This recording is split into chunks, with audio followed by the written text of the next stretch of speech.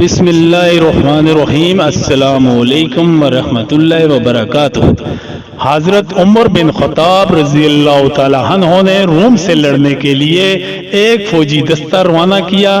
اس دستے میں ایک نوجوان صحابی عبداللہ بن حذافہ بن قیس السہمی رضی اللہ تعالی عنہ بھی تھے۔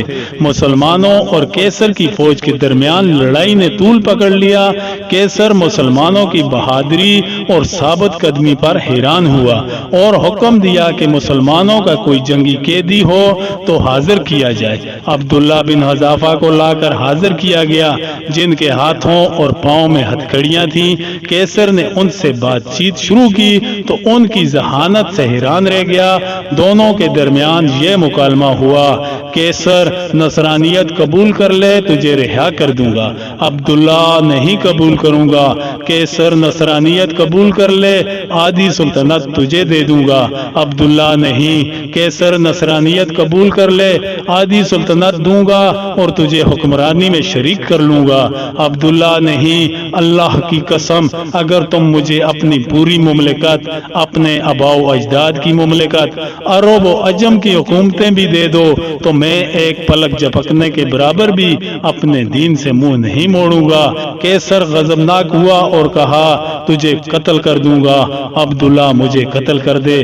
کیسر نے حکم دیا کہ ان کو ایک ستون پر لٹکا کر ان کے آس پاس تیروں کی بارش کی جائے ڈرانے کے لیے، پھر اس کو عیسائیت قبول کرنے یا موت کو گلے لگانے میں سے ایک بات کا اختیار دیا جائے۔ جب کیسر نے دیکھا کہ اس سے بھی بات نہیں بنی اور وہ کسی حال میں بھی اسلام چھوڑنے کے لیے تیار نہیں تو حکم دیا کہ اس کو قید میں ڈال دو اور کھانا پینا بند کر دو۔ عبداللہ کو کھانا پینا نہیں دیا گیا یہاں تک کہ پیاس اور بھوک سے موت کے قریب ہو گئے تو کیسر کے حکم سے شراب اور خنزیر کا گوشت ان کے سامنے پیش کیا گیا۔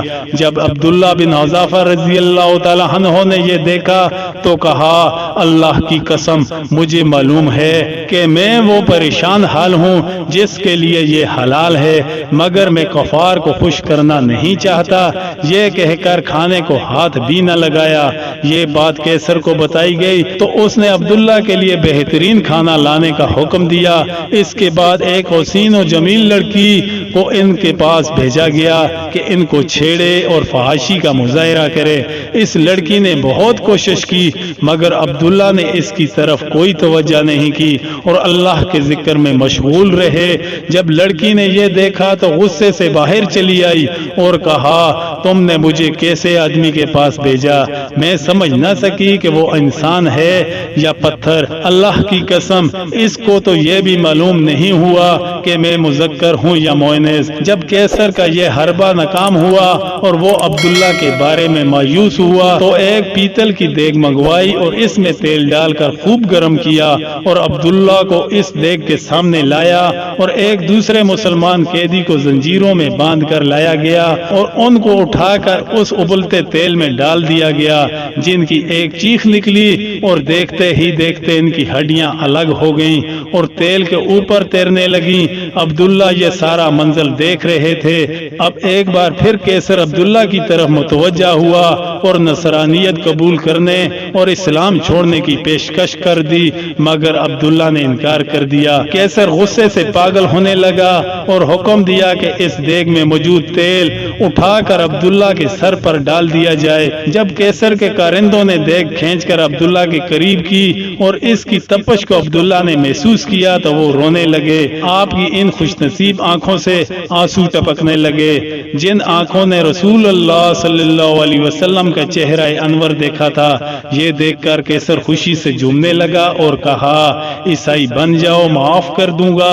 عبداللہ نے کہا نہیں۔ کیسر نے کہا تو پھر رویا کیوں؟ عبداللہ بن حذافہ رضی اللہ تعالی عنہ نے کہا اللہ کی قسم میں اس لیے رو رہا ہوں کہ میری ایک ہی جان ہے جو اس دیگ میں ڈالی جائے گی۔ میری یہ تمنا ہے کہ میرے سر کے بالوں کے برابر جانیں ہوں اور وہ ایک ایک کر کے اللہ کی راہ میں نکلیں۔ یہ سن کر کیسر نے مایوسی کے عالم میں عبداللہ سے کہا کیا یہ ممکن ہے کہ تم میرے سر کو بوسہ دو اور میں تمہیں رہا کر دوں؟ عبداللہ رضی اللہ تعالی عنہ نے کہا اگر میرے ساتھ تمام مسلمان قیدیوں کو رہا کرتے ہو تو میں تیرے سر کو بوسہ دینے کے لیے تیار ہوں۔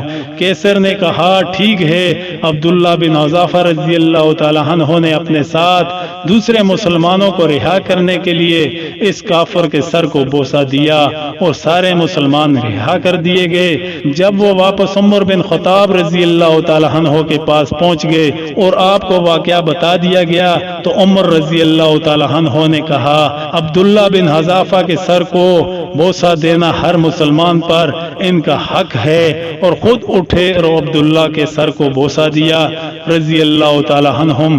کیسی سیرت تھی صحابہ کی، کیسی قربانیاں تھیں ان کی، کیا یہ اپنے بچوں کو پڑھانا نہیں چاہیے؟ دراصل یہی اصل ہیرو ہیں زندگیوں کے۔ آج کل ہمارے پاس اپنی اولادوں کو اسلام کے ہیروز کے بارے میں بتانے کا وقت نہیں ہے۔